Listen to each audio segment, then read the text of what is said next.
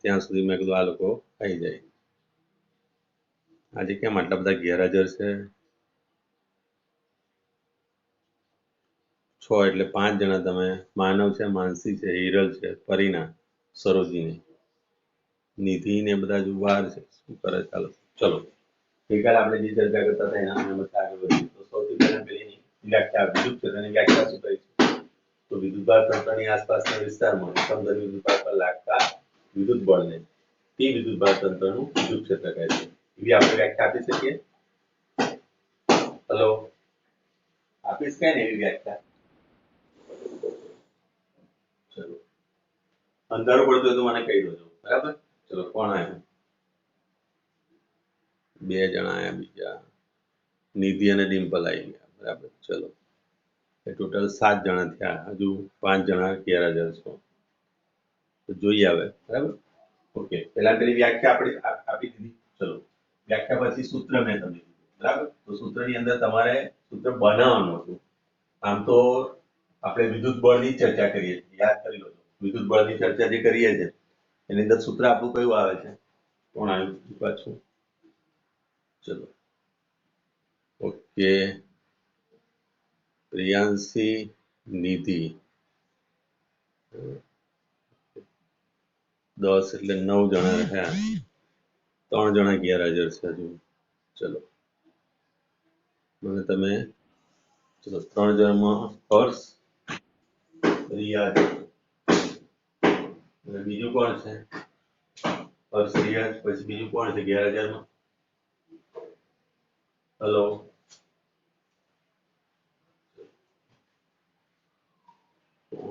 બીજા બે નિધિ અને મૈત્રી. ચલો મિતુલ, હા મિતુલ રહ્યો. ચલો ઓકે, કઈ નહીં. હવે હું પેલું એ કરી દઉં છું. એક જ મિનિટ. ઓકે,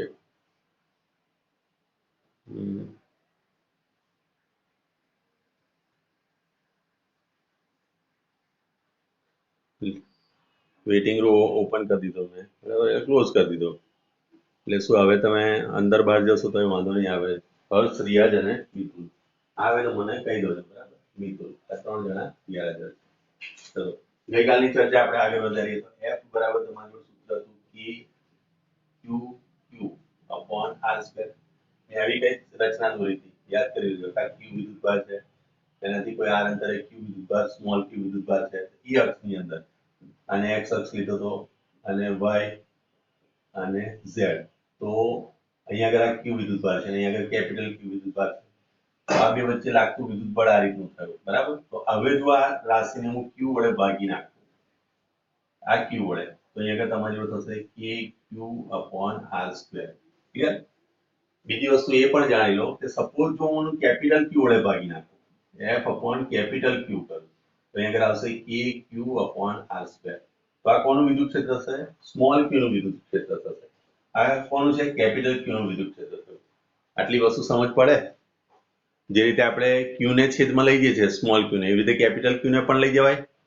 પરીના આઈડિયા આપણને લગાડી શકે ને? આપણે એવું પણ વિચારી શકીએ ને કે ભાઈ આ Q ને લઈ જાવ તો આ Q એ શું ગુનો કરે છે, તો આને પણ લઈ જાવ. તો આને કારણે આ સ્મોલ Q ને કારણે ઉદ્ભવતું વિદ્યુત ક્ષેત્ર આવશે, આ કેપિટલ Q ને કારણે ઉદ્ભવતું વિદ્યુત ક્ષેત્ર આવશે. આ વાસ્તવિક રીતે વિદ્યુત ક્ષેત્ર આમ જોવા જઈએ તો ક્ષેત્ર એક ખ્યાલ છે, અને ખ્યાલ એટલે કે ભૌતિક રાશિ છે. ખ્યાલ એટલે એનો મતલબ તમે એવું ના વિચારશો કે એનો કોઈ બીજો મિનિંગ આવે, બરાબર? આની પણ આપણે ચર્ચા આજે કરી લઈએ છીએ, બરાબર? તો જબરદસ્ત ખ્યાલ છે અને એના ઉપરથી જ આપણે, આમ ખ્યાલ નથી પણ અત્યારે વાસ્તવિકતા છે. આમ જોવા જઈએ તો વિદ્યુત ક્ષેત્ર એક વાસ્તવિકતા છે. હવે તમને થોડોક સવાલ એવો બી થાય કે હારું આપણી જોડે તો કુલમનો નિયમ છે, સંપાતપણાનો સિદ્ધાંત છે, તો વિદ્યુત ક્ષેત્રની જરૂરિયાત શા માટે પડી, બરાબર? તો આમ જોવા જઈએ તો વિદ્યુત ક્ષેત્રની જરૂરિયાત છે નહીં આપણે, બરાબર? પણ જેવી રીતે સપોઝ માની લો પૈસાની આપણે એટલી બધી જરૂરિયાત નથી હોતી, પણ જીવન જીવવા માટે પૈસાની જરૂર છે, તેવી વસ્તુ અહીંયા આગળ પણ છે. તો વિદ્યુત ક્ષેત્ર નામની એક રાશિ આપણે વ્યાખ્યાયિત કરીએ છીએ, બરાબર? એ વ્યાખ્યાયિત કરવા માટે આપણે બળનો ઉપયોગ કરીએ છીએ. આનો મિનિંગ શું થયો કે આનું વિદ્યુત ક્ષેત્ર અહીંયા આગળ આજુબાજુ વિસ્તાર એનો છે, આજુબાજુના વિસ્તારની અંદર એનું વિદ્યુત ક્ષેત્ર છે, અથવા તો એ બળ ક્રિએટ કરે છે. કોની પર? આની પર. તો અહીંયા આગળ જે વિદ્યુત ક્ષેત્ર છે એને કારણે આની પર બળ લાગે છે. એટલે કે બળની જો તમે વ્યાખ્યા આપવા જાઓ તો F બરાબર તમે લખશો Q into E. આ રીતનું સૂત્ર થાય. જો આ સૂત્ર પરથી જ બનશે. હવે આ રાશિ જે થઈ ગઈ એ રાશિને આપણે E કહીએ છીએ. E of Q કહીએ છીએ. Therefore તમે લખી શકો F is equal to Q into EQ. તો કુલ બળ તમારે શોધવું હોય તો આ રીતે સૂત્ર મળે. એ જ રીતે આની અંદર પણ તમે કરી શકો છો. સમજ પડી? તો એક્ચ્યુઅલી વ્યાખ્યા એની બળની આ રીતે તમે આપી શકો છો. બરાબર? આ વિદ્યુત બળની વ્યાખ્યા આ રીતે આપી શકો. કોના કોન્સેપ્ટથી? વિદ્યુત ક્ષેત્રના કોન્સેપ્ટ. આટલી વસ્તુ સમજ પડી હતી?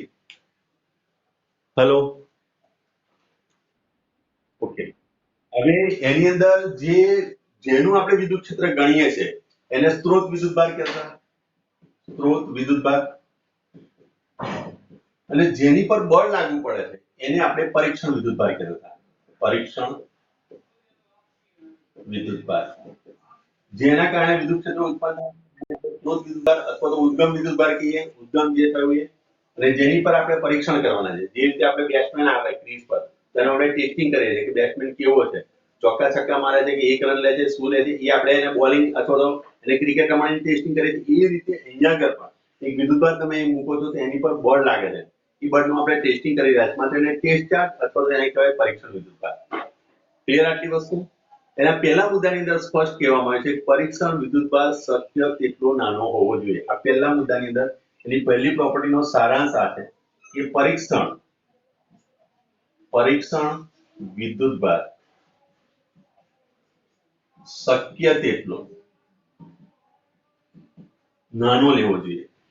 નાનો લેવો જોઈએ. બરાબર? એનો મતલબ શું થયો કે Q tends to 0 હોવું જોઈએ. બરાબર? એનો મતલબ કે આ જે રાશિ આપણી જોડે મળશે F upon Q રાશિ. બરાબર? આ જે રાશિ મળશે એનું એક નિશ્ચિત વેલ્યુ મળશે. F નાનું મળશે ખરું. આપણે Q નાનું લઈશું તો F નાનું મળે, પણ આ જે રાશિનું મૂલ્ય છે આપણને એક નિશ્ચિત વેલ્યુ મળશે. કેવી? નિશ્ચિત મૂલ્ય મળશે. બરાબર? અને આ જે રાશિ છે એને જ આપણે વિદ્યુત ક્ષેત્ર કહીએ. આ પહેલા મુદ્દાની ચર્ચા થઈ. યાદ આવી? હેલો,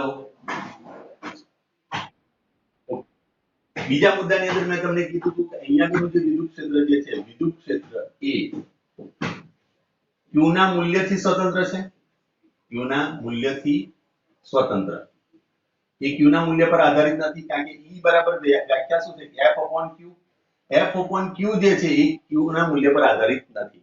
હા, પણ F upon Q that means કે વિદ્યુત ક્ષેત્ર, અને વિદ્યુત ક્ષેત્ર એટલે કે આપણે E હોય કહીએ, એ Q ના સ્થાન સદિશ પર આધાર રાખે છે. Q ના સ્થાન સદિશ પર આધારિત છે. ક્લિયર?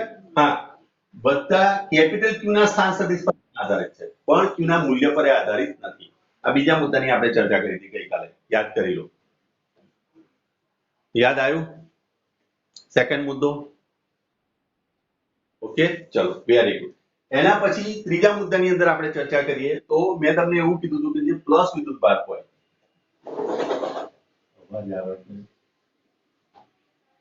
જે પ્લસ વિદ્યુતભાર હોય, બરાબર? દાખલા તરીકે આ પ્લસ વિદ્યુતભાર છે તો એના વડે ઉદ્ભવતું ક્ષેત્ર હંમેશા ત્રિજ્યાવર્તી દિશામાં કઈ તરફ હશે? બહારની તરફ હોય. આ રીતે તમને સાઈડ પર આકૃતિ એ આપેલી છે. જો આકૃતિ એ તમને આપેલી હશે, એની અંદર જો સાઈડ પર ના એની અંદર તમને આપેલી છે આકૃતિ. ગઈકાલે મેં તમને કીધું હતું કે આ રીતની આગળ આકૃતિ બનશે. બરાબર? આ જે વસ્તુ બતાવે છે પ્લસ વિદ્યુતભાર માટે કે ધન વિદ્યુતભાર પછી હંમેશા ક્ષેત્ર રેખાઓ કેવી ત્રિજ્યાવર્તી દિશામાં બહારની તરફ. એ જ રીતે ઋણ વિદ્યુતભાર જ્યારે લેવામાં આવે નેગેટિવ, તો નેગેટિવ વિદ્યુતભાર માટે પણ ત્રિજ્યાવર્તી દિશા પણ કેવી તરફ હશે? અંદરની તરફ. બરાબર? જ્યારે હું આ રીતે દોરું, બરાબર, ક્ષેત્ર હું આ રીતે દર્શાવું તો આનો મતલબ શું થયો કે આ ઋણ વિદ્યુતભાર બતાવે. આ શું બતાવે છે? ઋણ વિદ્યુતભાર.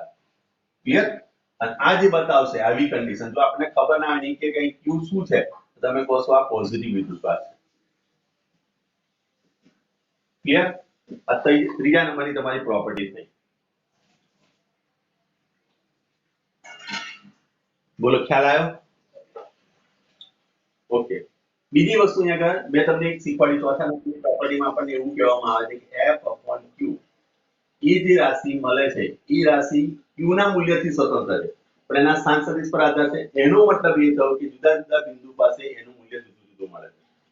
બરાબર? જુદા જુદા મૂલ્ય પાસે જુદા જુદા બિંદુ આપણે જઈએ તો એનું મૂલ્ય જુદું જુદું મળશે. કઈ રીતે એ સમજીએ. જો સમજ પડે છે ને બધાને? હલો, દાખલા તરીકે ક્યુ વિદ્યુતભાર છે, બોલો. Okay, x y z. Mitul આવ્યો ભાઈ? મિતુલ આવ્યો? કોણ આવ્યું છે? મને જોઈ લો તો ફરી પાછું હાજરી. આ મિતુલ આવી ગયો છે, બરાબર. ચલો, 12 એટલે કોણ કોણ આવ્યું છે? હા, રિયાઝ પણ આવી ગયો છે. હર્ષ બાકી રહ્યો ને? હર્ષ બાકી રહ્યો, બરાબર. ચલો, ઓકે, હર્ષ એકલો બાકી. ચલો, હવે માની લો કે તમે એક બિંદુ અહીંયા આગળ, આ બિંદુ P છે, એની પર કોઈ વિદ્યુતભાર મૂકો Q. તો અહીંયા આગળથી એનું અંતર હતું R1. હવે માની લો કે તમે એક બીજો વિદ્યુતભાર અહીંયા આગળ મૂકેલો છે Q, અહીંયા આગળ Q2, આ Q1. તો બંને વચ્ચે અહીંયા આગળ તમે જો જુદા જુદા બિંદુએ અંતર બદલાયું, અંતર બદલાય એટલે આ રાશિ પણ બદલાય. અહીં તમે E બરાબર શું લખો છો? EQ/R². આને કારણે વિદ્યુત ક્ષેત્ર આ થયું, તો અહીં R1² આવશે. આને કારણે અહીંયા આગળ વિદ્યુત ક્ષેત્ર શોધવું, શું લખાશે? E બરાબર EQ/R2². તો એનો મતલબ કે જુદા જુદા બિંદુ પાસે એનું મૂલ્ય જુદું જુદું મળે છે. અને 3 ડાયમેન્શન છે. આ 3 ડાયમેન્શન R છે, એનો મતલબ કે 3 ડાયમેન્શન છે. પણ અને આ રાશિ કઈ રાશિ છે? સદિશ રાશિ, બરાબર. અને એનો ખ્યાલ સૌથી પહેલા કોણે આપેલો છે? તો ફેરેડે, માઇકલ ફેરેડે આ સૌથી પહેલા આપણને સૂચન કર્યું છે. એનો ખ્યાલ આપના વૈજ્ઞાનિક કોણ છે? તો માઇકલ ફેરેડે છે. ચલો, આટલી વસ્તુ તમારી જોડે ક્લિયર થઈ જાય, કોઈ કન્ફ્યુઝન વગર? આ તમારા મુદ્દા જેટલા બી આગળ આવ્યા હતા, બરાબર, એ મુદ્દા મેં આગળ તમને ચર્ચા કરી. આ બધા મુદ્દા વારાફરતી મેં ચર્ચા કરી, સિમ્પલ ભાષાની અંદર રજૂઆત કરી. એમાં જો તમને કોઈ ખ્યાલ ના આવે તો મને ફરીવાર કહો, હું ફરીવાર સમજાવું. બોલો, છે કોઈ ડાઉટ? પહેલા મુદ્દામાં ચર્ચા કોની કરવાની છે? પરીક્ષણ વિદ્યુતભાર અને કયો વિદ્યુતભાર? સોર્સ વિદ્યુતભાર, બરાબર, સ્ત્રોત વિદ્યુતભાર. બધા ત્યાં આગળ સૌથી અગત્યનો મુદ્દો કયો? પરીક્ષણ વિદ્યુતભાર એ શક્ય તેટલો કેવો હોવો જોઈએ?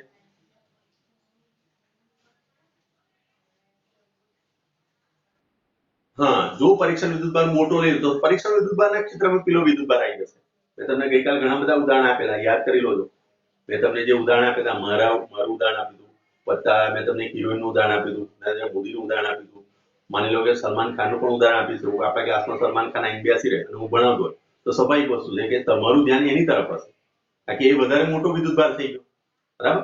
તો એ રીતે અહીંયા આગળ પણ પરીક્ષણ વિદ્યુતભાર કેવો છે? શક્ય તેટલો નાનો હોય તો આપણને વિદ્યુતબળનો ખ્યાલ આવે. કારણ કે આખો કોન્સેપ્ટ જે છે એ વિદ્યુત બળ પર આધારિત થયો, બરાબર. એટલે વિદ્યુત બળ જે છે એ વિદ્યુત ક્ષેત્ર ક્રિએટ કરે. તો અહીંયા ચોથા મુદ્દામાં તમે ઉમેરી શકો છો કે આ સદિશ રાશિ છે અને સદિશ રાશિની દિશા કઈ થાય? તો જે દિશામાં બળ લાગતું હોય એ દિશામાં જ એની દિશા આવે, બરાબર. ચલો, બીજા મુદ્દાની અંદર આપણે શું ચર્ચા કરી? સેકન્ડ મુદ્દાની અંદર આપણે શું ચર્ચા કરી? બોલો. પહેલા મુદ્દાની અંદર આપણે એની વાત કરી. બીજા મુદ્દાની અંદર કીધું કે E નું મૂલ્ય Q થી સ્વતંત્ર છે. F/Q જે રાશિ છે એ Q ના મૂલ્ય પર આધારિત નથી, એ Q ના મૂલ્યથી સ્વતંત્ર થઈ ગઈ. હા, પણ એના સ્થાન સદિશ પર આધાર રાખે છે, Q ના સ્થાન સદિશ પર આધાર રાખે છે, Q ના મૂલ્ય પર આધાર રાખે છે. તો પરીક્ષામાં તમને પ્રશ્ન પૂછે આના પરથી એ પણ કે ભાઈ F/Q, સેકન્ડ મુદ્દાની અંદર શું પણ પ્રશ્ન બને? સેકન્ડ મુદ્દો જો તમને પૂછવામાં આવે તો ભાઈ F/Q એ વાસ્તવમાં કઈ રાશિ છે? વિદ્યુત ક્ષેત્ર છે. વિદ્યુત ક્ષેત્ર એ ખાલી જગ્યા પર આધારિત છે. તો કઈ કઈ બાબત પર આવશે? તો F/Q એ Q ના સ્થાન સદિશ પર આધારિત રાખે છે. F/Q એ Q ના મૂલ્યથી સ્વતંત્ર છે. ધ્યાન રાખજો, સ્થાન પર આધારિત. ક્લિયર? ચલો, F/Q એ કેપિટલ Q ના મૂલ્ય પર, આ મૂલ્ય થયું, મૂલ્ય પર આધારિત છે, એની પર આધાર રાખે છે, બરાબર. F/Q એ Q ના કોની પર આધાર રાખે છે? સ્થાન સદિશ પર આધારિત, સ્થાન સદિશ પર આધારિત છે. આટલા મુદ્દા તમારા માઇન્ડ ની અંદર કમ્પ્લીટ હોય છે. આ સેકન્ડ પાર્ટ ની અંદર મેં તમને સમજાવ્યું. આની બીજી પ્રોપર્ટી થઈ. બોલો, ખ્યાલ આવ્યો આમાં? ઓકે, થર્ડ પ્રોપર્ટી આપણને શું કહે છે? થર્ડ પ્રોપર્ટી આપણને એવું કહે છે કે જો વિદ્યુતભાર પ્લસ હોય તો પ્લસ વિદ્યુતભારમાંથી હંમેશા વિદ્યુત ક્ષેત્ર કઈ તરફ હશે? ત્રિજ્યાવર્તી દિશામાં બહારની તરફ. કઈ દિશા?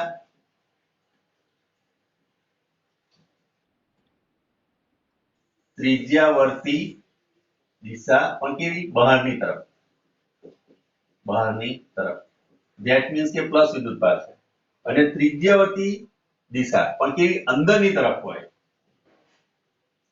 તો એને શું કહેવાય ત્રિજ્યાવર્તી અંદરની તરફ હોય તો એ નેગેટિવ વિદ્યુતભાર હશે ઋણ વિદ્યુતભાર હશે તો એનું ક્ષેત્ર હંમેશા ત્રિજ્યાવર્તી દિશામાં કઈ તરફ હશે બોલો હા દિશા પણ કેવી અંદરની તરફ આ તમારો ત્રીજો મુદ્દો થયો આટલો આની અંદર લખવાનું ચોથા મુદ્દાની અંદર શું કીધું તો ચોથા મુદ્દાની અંદર આપણે એમ કીધું કે f/q અથવા e નું મૂલ્ય જુદા જુદા બિંદુએ જુદું જુદું મળે છે બરાબર અને એ કઈ રાશિ છે સદિશ રાશિ છે અને સદિશ રાશિ છે ધેટ મીન્સ કે એ એનું મૂલ્યનો આધાર એના સ્થાન સદિશ પર પણ છે એના q વિદ્યુતભાર પર પણ છે વત્તા સદિશ રાશિ એટલે કે એની દિશા હોય ને દિશા હંમેશા જે દિશામાં બળ લાગતું હોય એ દિશામાં ગણવામાં આવે છે અને આ જે ખ્યાલ જે રજૂઆત કરી એ કોણે રજૂઆત કરી તો ફેરાડે રજૂઆત કરી આટલા મુદ્દા તમારે લખવાના હોય તો ટોટલ તમારો 4 માર્કનો સવાલ બને એની ડાઉટ હેલો ઓકે ચલો વેરી ગુડ ચલો સરસ હવે કાલે થોડો લાઇટનો પ્રોબ્લેમ છે એટલે હું તમને ટાઈમિંગ આપું કદાચ 5-10 મિનિટ કે હું આમ તેમ થાય તો હું તમને મેસેજ કરીશ તો એ રીતે તમે હાજર થજો કદાચ આપણે 9 વાગે પણ હાજર થવાનું થાય બરાબર કાલનું થોડુંક આપણે ઇસ્યુ થાય તો બરાબર હર્ષ ગેરહાજર ચલો ઓકે હવે અહીંયા આગળ તમારે શોધવાનું છે કે ભાઈ પહેલા તો મેં તમને એક બિંદુથી વિદ્યુતભાર આપ્યો હતો તો એક વિદ્યુતભારને કારણે વિદ્યુત ક્ષેત્ર શોધ્યું પણ હવે તમને એમ કહ્યું કે માની લો કે અનંત વિદ્યુતભાર હોય અને એને કારણે ઉદ્ભવતું વિદ્યુત ક્ષેત્રનું સૂત્ર તાકો એ તમને આપ્યું હોય તો વિદ્યુતભારોના તંત્રને લીધે વિદ્યુતભારોના તંત્રને લીધે વિદ્યુત ક્ષેત્રનું સૂત્ર તારો 2 માર્કમાં લખી શકાય અથવા તો જો 3 માર્કમાં મૂકવું હોય તો વિદ્યુત ક્ષેત્ર એટલે શું એવી તમને વ્યાખ્યા પૂછે વિદ્યુત ક્ષેત્ર એટલે શું એવું પૂછે તમને અને પછી આનું તો તમને આ 3 માર્કનો સવાલ બને બરાબર આ ક્વેશ્ચન આ રીતનું બને ક્લિયર થોડુંક આગળ ઉમેરી દે નહીં તો 2 માર્કમાં સવાલ થાય ચલો હું 3 ડાયમેન્શન આગળ દોરવાનો પ્રયત્ન કરું છું 3 ડાયમેન્શન બરાબર એની અંદર એક વિદ્યુતભાર અહીં આગળ બતાવેલો છે 3 ડાયમેન્શન આપણે આ રીતે હમણાં બતાવેલું છે બરાબર ચલો હું 3 ડાયમેન્શન દોરું છું અહીં આગળ બરાબર માની લો કે અહીં આગળ કોઈ વિદ્યુતભાર અહીં p બિંદુ આપેલું છે આપણને બરાબર p બિંદુ હવે અહીં આગળ વિદ્યુતભાર q1 છે અહીં q2 વિદ્યુતભાર છે અહીં q3 છે અહીં q4 છે અહીં qn છે બરાબર ચલો આ 3 ડાયમેન્શન મેં ખાલી સમજવા પૂરતું બતાવ્યું છે x અક્ષ y અક્ષ અને z અક્ષ કારણ કે વિદ્યુત ક્ષેત્ર સદિશ રાશિ છે અને 3D ની અંદર એનો યુઝ કરીએ છીએ આપણે હવે અહીંયા આગળથી હું તમને એમ કહી શકું કે આનો નાનો વચ્ચેનો સ્થાન સદિશ r1p છે આની નાની વચ્ચેનો સદિશ r1n છે બરાબર rnp છે ચલો આ q2 નાનો સ્થાન સદિશ જે છે એ r2p છે આ q3 નાનો સ્થાન સદિશ જે છે એ r3p છે સમજ પડે છે જે કઈ વસ્તુ હું કરી રહ્યો છું r4p છે ક્લિયર ચલો હવે આકૃતિનું તમારે વર્ણન કરવાનું છે કોણ વર્ણન કરશે તો આકૃતિમાં દર્શાવ્યા મુજબ બરાબર બરાબર આકૃતિમાં દર્શાવ્યા મુજબ q1 q2 q3 up to qn વિદ્યુતભારો ના p બિંદુથી સ્થાન સદિશ અનુક્રમે r1p r2p r3p r4p up to rnp છે આટલી વસ્તુ લખાય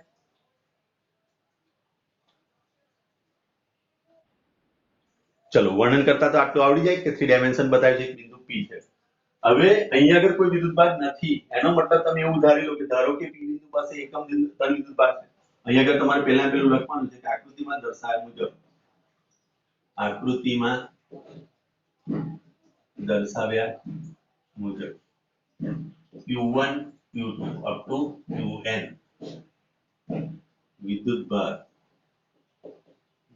વિદ્યુતભારોના p બિંદુની સાપેક્ષે p બિંદુની સાપેક્ષે સ્થાન સદિશો અનુક્રમે R1P, R2P up to RNP છે તથા P પાસેના વિદ્યુત ક્ષેત્રો અનુક્રમે આપણે વ્યક્તિગત વિદ્યુત ક્ષેત્ર લઈએ તો E1P લખી શકીએ, E2P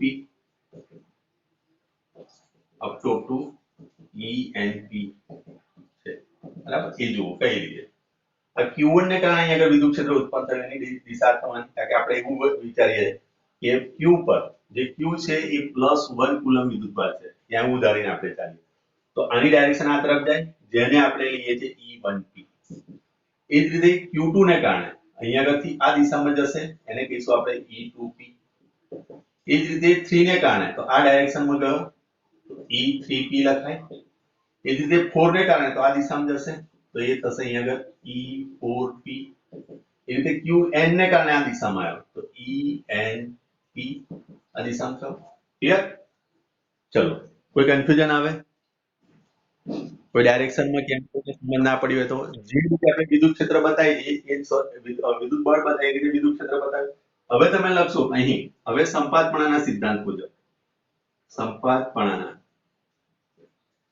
સિદ્ધાંત મુજબ P પર લાગતું કુલ વિદ્યુત ક્ષેત્ર E બરાબર તમે લખશો અહીંયા આગળ E1P plus E2P plus up to ENP થાય.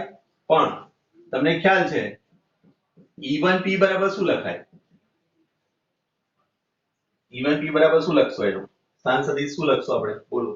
E1P તો આગળ ચોપડીની અંદર 1/4π લખેલું છે માટે હું લખું છું, બાકી કે લખશો તોય ચાલશે. 1/4πε0 Q1 upon R1P નો સ્ક્વેર R1P કેપ લખાય આવું? જો પેલામાં આપણે ખાલી Q હતો ને અને આગળ R હતું, અહીંયા આગળ Q બરાબર તમે 1 કુલમ લઈ લો અથવા તો એને છેદમાં લઈ જાઓ તો F/Q આવી રાશિ લખતા હતા આપણે તો અહીં 1/4πε0 Q/R² લખતા હતા અને એની જો દિશા આપણે બતાવી હોય ત્યાં આગળ R કેપ આવું લખતા હતા અને આ જે રાશિ થઈ એને આપણે E કહેતા હતા. E બરાબર શું લખાય? 1/4πε જેને કારણે ઉત્પન્ન થાય છે તો સોર્સ કોણ છે? તો તારે Q1 છે માટે Q1 લખ્યું. અંતર શું છે? R1P છે અને R1P કેપ છે. સમજ પડે આ રીતે? કુલ, માનસી, નિધિ, મૈત્રી, હર્ષ સિવાયના બાકીના બધા જ હર્ષ આવ્યો હોય તો મને કહી દે. બરાબર? ચલો એ રીતે હવે મને E2P લખાવો. ચલો E2P શું થાય? 1/4πε0 લખવાનું. ચલો શું લખાશે E2P માં? તો ખાલી Q2 આવશે ઉપર, સમજ પડે છે ને? અને R2P આવશે સ્ક્વેર R2P કેપ થાય આવું. એ જ રીતે તમે 3 માટે 4 માટે ને અપ ટુ કેટલા સુધી EIP પર NP પર જાઓ તો શું થશે? અહીંયા આગળ 1/4πε0 Qn upon RNP નો સ્ક્વેર RNP કેપ થાય આવું.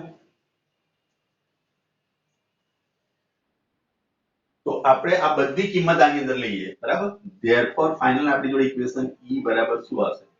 તો 1/4πε0 શું થયું? Q1 upon R1P ની કેપ અહીં સ્ક્વેર થઈ જશે plus 1/4πε0 Q2 upon R2P square R2P cap plus up to છેક સુધી 1/4πε0 Qn RNP નો સ્ક્વેર RNP કેપ થાય આવું.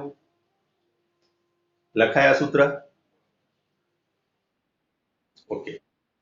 હવે અહીંયાથી મારે આ જો આ સૂત્રને વધારે આટલું દરેક વખતે હું લખવા જઉં તો થોડું ટિપિકલ લાગે, એટલા માટે આમાંથી જે કોમન વસ્તુ છે હું બહાર કાઢી લઉં. હું આને આ રીતે પણ લખી શકું E of P.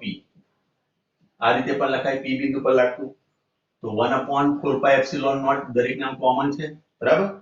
પછી આગળ હું સિગ્મા લઈ લઉં, sigma I running from 1 to n લેવાય, અને અહીંયા આગળ લખી દઈશું ક્યુ આઈ, અહીંયા આગળ આર આઈ પી નો સ્ક્વેર, આર આઈ પી ની કેપ. હવે સમજો, જો r બરાબર 1 લ્યો તો આ પદ આવશે પહેલું. r બરાબર જો હું i બરાબર હું 2 લ્યો તો અહીં 2 થઈ જશે, અહીં 2 થઈ જશે, અહીં 2 થશે, અને આના બરાબર આ પદ થઈ જાય. એ રીતે 3 માટે, એ રીતે 4 માટે, એ રીતે 5 માટે, એ રીતે તમે n માટે જાઓ. i બરાબર જો અહીંયા આગળ n મૂકી દો, અહીં n થઈ જશે, અહીં n થઈ જશે, તો આ પદ આવી જશે. બધાની વચ્ચે સિગ્મા એટલે બધાનો સમેશન. આ રીતે તમે સૂત્ર બનાવી શકો. અને આ જે સૂત્ર થયું એ સૂત્ર થયું તમારા વિદ્યુતભાર તંત્ર માટે, બરાબર. વિદ્યુતભારના તંત્રને જે ઉદ્ભવતા વિદ્યુત ક્ષેત્રનું સૂત્ર થયું. 2 માર્કની આ થિયરી થાય જો બાય ચાન્સ તમને એવું પૂછે કે ભાઈ વિદ્યુત ક્ષેત્ર એટલે શું અને વિદ્યુતભાર તંત્રને લીધે તો 3 માર્કની થિયરી થાય, બરાબર. ક્લિયર? બોલો, છે કોઈ ડાઉટ આમાં? સરસ, ચલો. હવે પછીનો જે મુદ્દો છે એ થોડો ટિપિકલ છે અને સૌથી સારો પણ છે, એનું ભૌતિક અર્થઘટન, બરાબર. ભૌતિક અર્થઘટન આપણે કહીએ.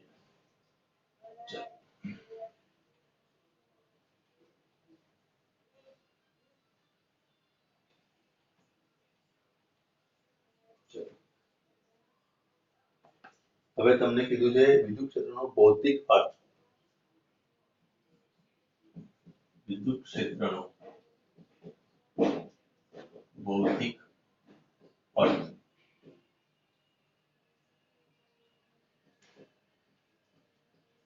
સમજાવો. આ પણ 3 ગુણનો સવાલ બને. આ પણ કેટલા? 3 ગુણનો સવાલ બને, બરાબર.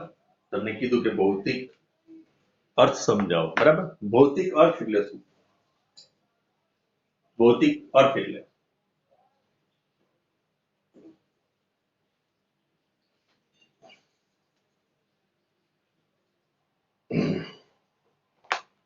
ચલો ટાઈમ થાય એટલે મને કહી દેજે પરિણામ. હો, પરિણામ યાદ રહેશે ને? ટાઈમ થાય 5 મિનિટ થાય ને પહેલા અગાઉ મને કહી દેજે કે સર 5 મિનિટ બાકી છે, બરાબર. કારણ કે હું આગળ ને આગળ ચલાવી દઉં છું, પછી ટાઈમ જતો રહેશે, બરાબર. હેલો, ઓકે, ચલો. આ શું છે મારા હાથમાં? આને શું કહેવાય? હા, કેલ્ક્યુલેટર. ઓકે, ચલો. કેલ્ક્યુલેટરનો ભૌતિક અર્થ શું?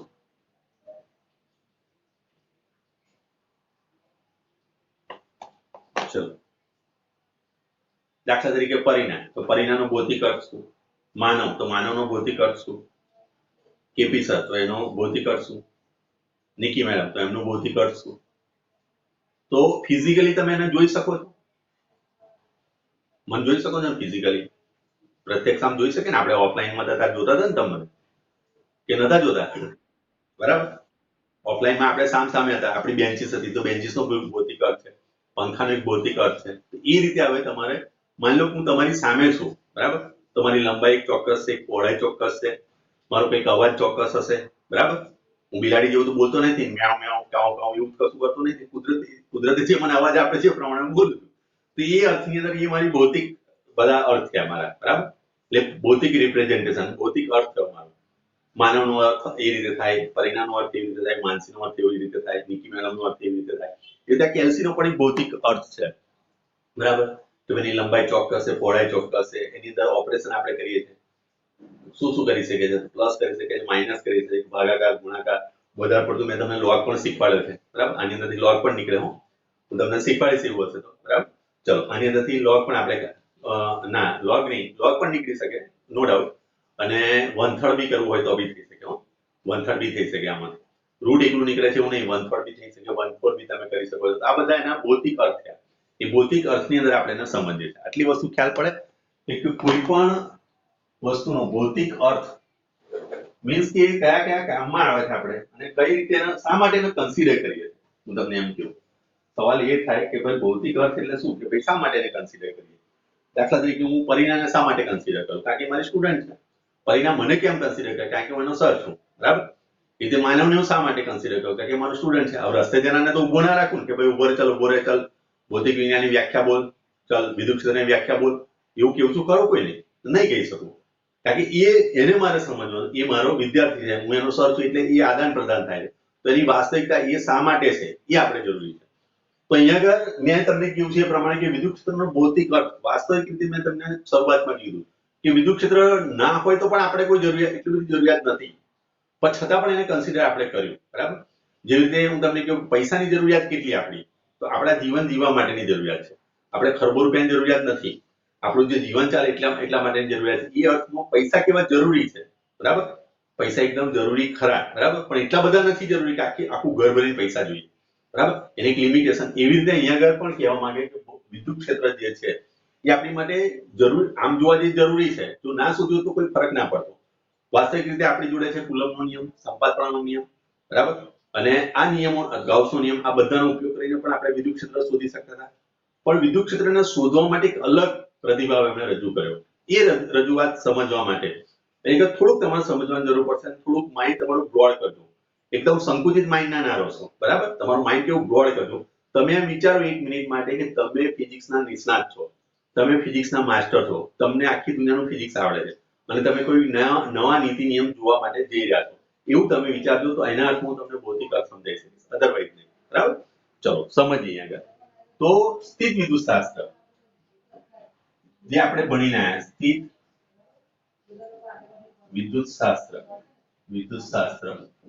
બરાબર, વિદ્યુત આખું લખો. સ્થિત વિદ્યુત શાસ્ત્રની અંદર શું હોય? હંમેશા વિદ્યુતભાર કેવા હોય? સ્થિર હોય. એની પહેલા નંબરની કન્ડિશન શું છે? સ્થિર. જો વિદ્યુતભાર સ્થિર હોય તો એ કયું શાસ્ત્ર થયું?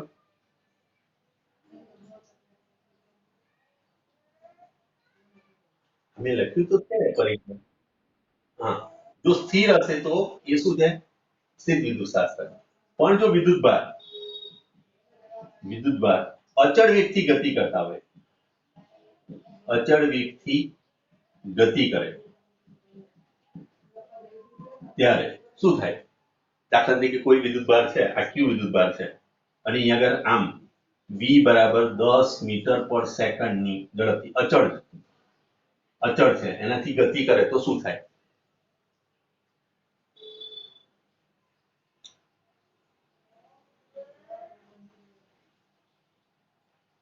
ચલો, આ થોડુંક તમારા માટે ટિપિકલ પડશે, પણ તમે થોડું ઘણું જાણો છો 10મા ધોરણથી. જ્યારે વિદ્યુતભાર ગતિ કરે કોનું નિર્માણ થાય?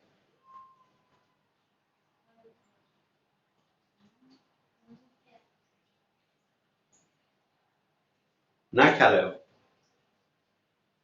વિદ્યુતભાર એક સ્થાનથી બીજા સ્થાને જાય કોઈ આપેલા સમયગાળાની અંદર, ચોક્કસ સમયગાળાની અંદર, તો એને શું કહેવાય? માનવ, પરિણા, માનસી, નિધિ, મૈત્રી, પ્રિયાંશી. વિદ્યુતભાર